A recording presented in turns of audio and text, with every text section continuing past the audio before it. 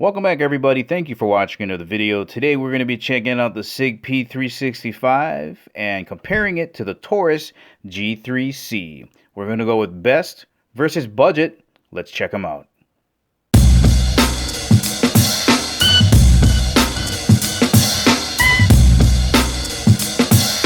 Let's begin talking about the sights that come on the Taurus. So this is a very simple setup here. You got a squared out, blacked out rear, and just a nice simple painted dot there in the front. So very simple arrangement, but it's got a lot of advantages over the Sig. Number one, they're Glock compatible. So you can see how it's just pushed in there. If you got the Glock tool, it'll just push out there. And that's going to give you access to tons and tons of aftermarket sights. If you want to get taller sights so you can co-witness with your red dot, you can. Night sights, just a lot of more flexibility because they're Glock compatible. So that's a huge advantage over the Sig. Advantage number two, the Taurus's rear sight is not part of the optics plate, meaning that you can take whatever red dot you want off and on, and that rear sight is going to be there for your backup. Now, this might not seem like a huge deal, but consider this. The Sig literally has no rear sight when you remove the plate. The plate and the rear sight are one unit, and if you buy the one with the Romeo Zero, they don't give you the plate. So if you didn't want to use a red dot, you got to go out and purchase that plate separately. Second thing is, what if you don't want to use the Romeo Zero? There is a sight that's notched out on the back of the Romeo Zero, but if you have another brand, now you legitimately have no rear sight. So if your dot goes down, you're kind of stuck. So the flexibility is still going to be advantage Taurus. And yet another advantage of the Taurus is it gives you 4 different plates for mounting just about every micro red dot you could possibly want onto the Taurus. Compared to the Sig, you're stuck with one footprint pattern. So again, advantage flexibility goes to Taurus. Now I will say and give the advantage to Sig on this front sight. That ring around there is so bright with that tritium front. Sig does have the advantage with that, but if you get into trouble and you have no rear sight, you'll be in a lot of trouble. Now both of these pistols have rear cocking serrations and front cocking serrations, and both of them have beautiful beveling right in the front, so when you're holstering it doesn't snag on anything. Both of them have accessory rails. Both of these have very nice sized trigger guards, and they both feature a nice undercut right here under the trigger guard, so you get a little bit more space for your grip to fit on the grip of the gun. And I gotta say though, for me the Sig feels a little bit more comfortable, and you gotta check out the thickness difference between these two. I'm gonna flip them over. Man, that Taurus is one chunky monkey. Man, look at that. And the Taurus does have a little curve cut out here in the front, so some people kind of like to sneak their hand around and hold it like this when they shoot, so you might find that a little bit more comfortable. But both of these have decent sized trigger guards. Alright, let's talk about external safeties. This Sig I have doesn't have any external safeties, and I love the way it looks. It's clean, the lines flow through it, it's very simplistic. You can get these with a thumb safety if you would like, but I'm just in love with the way that looks. Now the Taurus has a thumb safety here, and it's very easy to work. It's not stiff at all, so if you like thumb safeties, there's one for you. And it also has a trigger safety. Alright, let's have a look at the Taurus magazine release. Nice and flush. Show you from the side there. Nice job from the top. And for those that don't know, the important thing is when you're grabbing onto a pistol, well, at least magazine releases, what happens is when you press it, the button will pop out on that side. So you got to make sure that none of your fingers are getting jammed in there. So for me, I can just grab onto this thing and punch it out with one hand. I don't have to really change my grip in order to do that. And that's going to make it very easy for you to do one-handed reloads, right? You punch out and just reload without having to move around. Now with the Sig, as much as I love this design, that triangular design, I think it flows very nicely with the lines of the gun, and it sits so flush. Beautiful design. But the problem for me is, again, when that button pops out on this side, my middle finger totally covers it. So I can't just punch it out. I got to adjust a little bit and get it to pop out. So for some people, if you're trying to decide between these two, go into the store, grip onto it, and see what magazine release design will be right for you.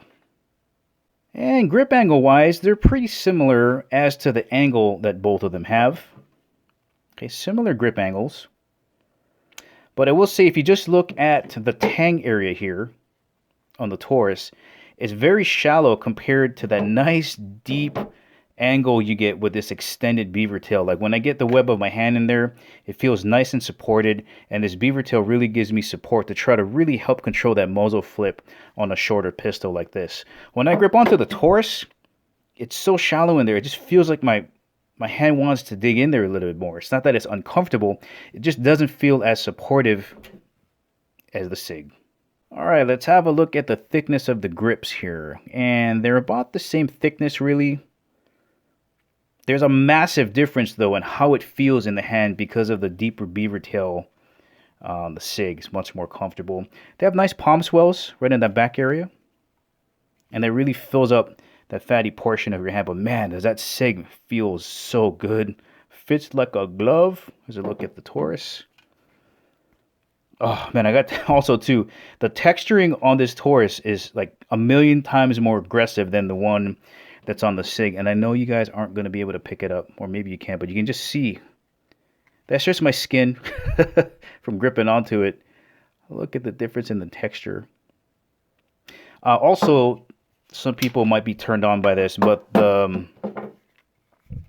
Sig does have a slightly flared out magwell to help you insert the magazine, while the Taurus does not. So bigger opening there on the bottom. Now the Taurus does come with 3 12-round magazines, while the Sig only comes with 2. And you got to remember, Sig magazines are kind of hard to find, and they're about $50 a piece, while the Taurus ones are about $30 a piece, and you can find these just about anywhere. And before weighing these guys here, let's have a look at the thickness of these slides. The Sig is going to be longer because it's the XL version. All right, you can see the difference in the length in the slide. But look how thick that Taurus is. So again, just like the trigger guard, Taurus, chunky monkey. And weight-wise, the Sig with the red dot coming in at 1 pound, 4.2 ounces. And the Taurus with no dot on it, with its 12-round magazine, coming in at 1 pound, 6.1 ounces. So advantage goes to the Sig. Alright, let's talk about these triggers now, and I know it's really subjective, it's going to depend on what you like, but let's have a closer look at these. Now the Taurus trigger does have double strike capability, meaning that if you squeeze off a round, it doesn't go off, you can pound it down one more time, and then if that doesn't work, you can kick it out. Now some people are going to love it, some people don't want to worry about training with it, but the Taurus does have that capability, while the Sig does not. Alright, now traditionally, in my opinion, Taurus striker fire pistols have had pretty mushy triggers, but this one is pretty good. Now, don't freak out. There's a lot of take up till you hit the wall. Check that out, right? It's so much take up, but it's nice and smooth. It's not gritty. And once you get it here, it is crisp. There is no creep in this trigger once you hit that wall. Check it out. I'm going to go real slow. That's it. Okay. Nice reset. And then back on it. Yeah, it's just the weight of the trigger that's breaking right there. Let's do one more. Okay, here's the take up again. So nice. Okay, here's the reset. And back on it. Man, that's real nice. Okay, let's check out the Sig. Alright, so I'm really conflicted about the trigger in the 365XL. I love this flat trigger face, and when you combine it with a break angle of 90 degrees, like it literally from here to here, it breaks. That flat trigger face really gives you nice leverage when you're trying to get it on that 90 degree, and it pulls, as a result, a lot lighter. The issue I have is just in the creep in the trigger. So here we go. There's that 90 degree wall. A little bit of pull. A little bit of creep in there, and then it breaks. Okay, have a look at the reset right here. Bang.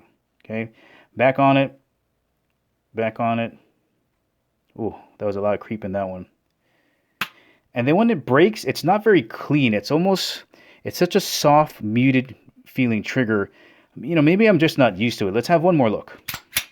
Okay, again, right at the 90 degree. A little bit of creep. Got it. Okay, one more. Out. Perfect. All right, let's weigh them. All right, first pull on the Taurus. 5 pounds, 10 ounces. Okay, that's 1.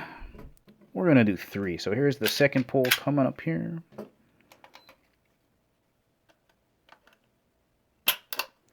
And it's coming in at 5 pounds, 15.5 ounces. Ooh, creeping up there to 6. Can we keep it under 6 pounds? Last pull. 5 pounds, 14 ounces. I would consider that just 6 pounds, but it's not a bad trigger. All right, having a look at the Sig here. First trigger pull. Woo, like I told you. 4 pounds, 12.6 ounces. And I just think it's because it's got so much leverage with that 90-degree break angle that it's just pulling really light. Here's a second pull. 4 pounds, 8.6 ounces. So unbelievable. All right, last pull for the Sig. Coming in at 4 pounds, 8.6 ounces.